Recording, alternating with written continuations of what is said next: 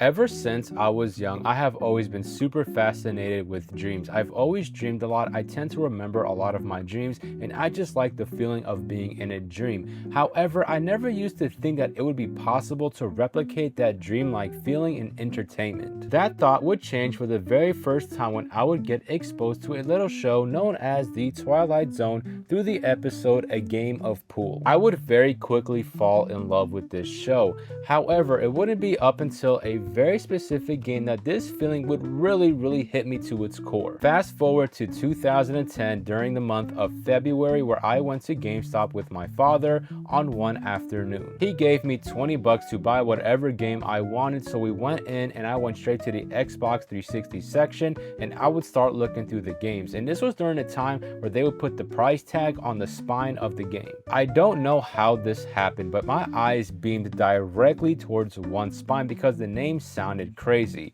and that game would in fact be Deadly Premonition. So when I pulled the case from the wall and looked at it, I was completely enamored with the cover art. It looked insane. I knew for a fact this was the game that I needed. So my dad bought the game, I took it home, I popped it in my Xbox 360, and the rest is history. What I do want to talk about in this video, however, is how this game would really solidify my love for that dreamlike feel and entertainment period. From Francis York Morgan to the town of Greenville, the enemy designs, all the characters, the stories, the OST, the sound effects.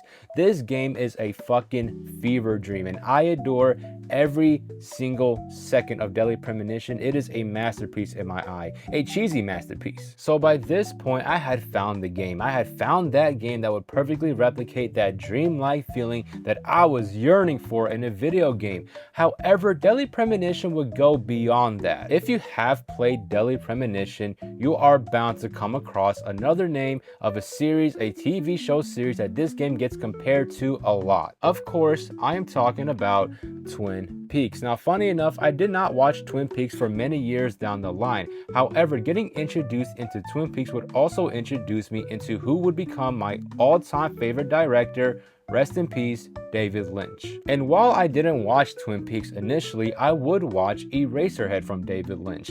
And my mind was completely shattered when I first watched Eraserhead. It was like I had truly found that person that just understands it. They understand that dreamlike feel. He was, simply put, a genius. And in turn, because of David Lynch, my love for Deadly Premonition would grow tenfold. I would adore this game. I genuinely cherish this game with my whole heart. And it makes me so sad because this game is really not easy to play nowadays.